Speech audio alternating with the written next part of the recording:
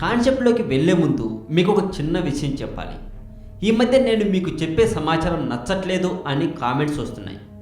ఎందుకు నచ్చట్లేదో నాకు అర్థం కావట్లేదు. కాకపోతే ఒక్కటి మాత్రం అర్థమైంది, నేను చెప్పే సమాచారం 10 మందికి నచ్చట్లేదని. మిగిలిన 90 మందికి నచ్చుతుంది నా సమాచారం. ఈ విషయం మాత్రం నాకు బాగా అర్థమైంది. ఇప్పుడు చెప్పబోయే వీడియో మీద మీ ఒపీనియన్ని కామెంట్ రూపంలో చెప్పచ్చు. వీడియో మీకు నచ్చితే మీ ఫ్రెండ్స్కి కూడా షేర్ చేయండి.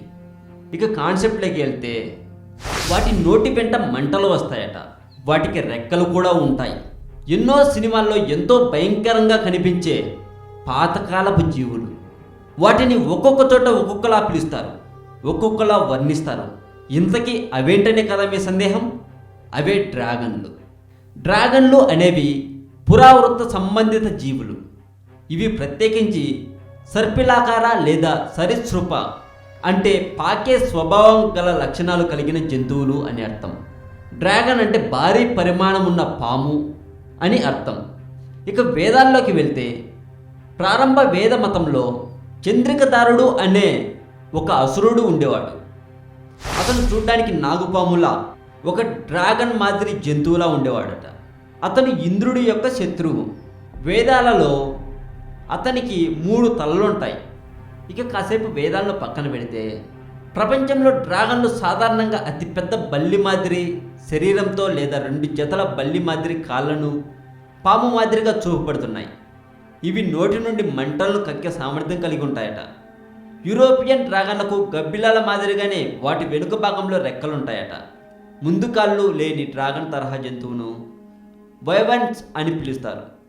సరీసృపాలు భూమిపై ఏ విధంగా నడుస్తాయనే విషయాన్ని గుర్తించిన తర్వాత కొన్ని డ్రాగన్లను ముందు కాళ్ళు లేకుండా చిత్రీకరించడం జరిగింది. అలాగే భూమిపై ఉన్నప్పుడు సరీసృపాల మాదిరిగా ముందు కాళ్ళను రెక్కలుగా ఉపయోగించుకుంటాయట. ప్రపంచంలోని పలు పురాణాల్లో డ్రాగన్ల గురించి ప్రస్తావించారు. డ్రాగన్ లేబుల్ కింద ఒక సమూహంగా చేర్చిన క్రూర జంతువులకు సంబంధించిన విభిన్న సంస్కృతుల్లో పలు కథనాలు ఉన్నాయి. కొన్ని డ్రాగన్లు అగ్నిని లేదా విషపూరిత పదార్థాలను పీల్చుకుంటాయని చెప్పబడింది.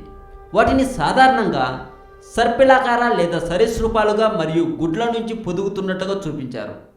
అంతేకాక అవి విలక్షణమైన రీతిలో నిర్దిష్ట కొలత లేదా రెక్కలు కలిగిన శరీరాన్ని కలిగి ఉన్నట్లు చిత్రీకరించారు.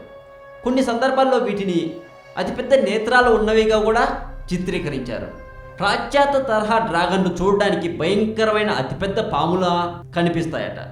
ప్రారంభ ఐరోపా సాహిత్యం విషయానికి వస్తే, డ్రాగన్లకు భిన్నమైన సంఖ్యలో కాళ్ళుంటాయని, అంటే 9, 2, 4 లేదా అంతకంటే ఎక్కువ ఈ విధంగా చిత్రీకరించారు. ఇవి మానవుల కంటే తెలివైనవని, మానవులతో పోలిస్తే ఇవి ఎక్కువ సంవత్సరాలు బ్రతుకుతాయని కూడా అంటారు. వీటికి సాధారణంగా ఇంద్రజాల లేదా ఇతర అతీంద్రియ శక్తి ఉంటుందని చెప్తున్నారు. అలాగే ఇవి తరచూ బావులు, వర్షం మరియు నదులతో సంబంధం కలిగి ఉంటాయట. కొన్ని సంస్కృతుల్లో ఇవి మానవ ప్రసంగ సామర్థ్యం కలిగి ఉంటాయని పేర్కొనబడింది. కొన్ని సాంప్రదాయాల్లో మాట్లాడే విధంగా మానవులకు ఇవి బోధించినట్లు చెబుతుంది.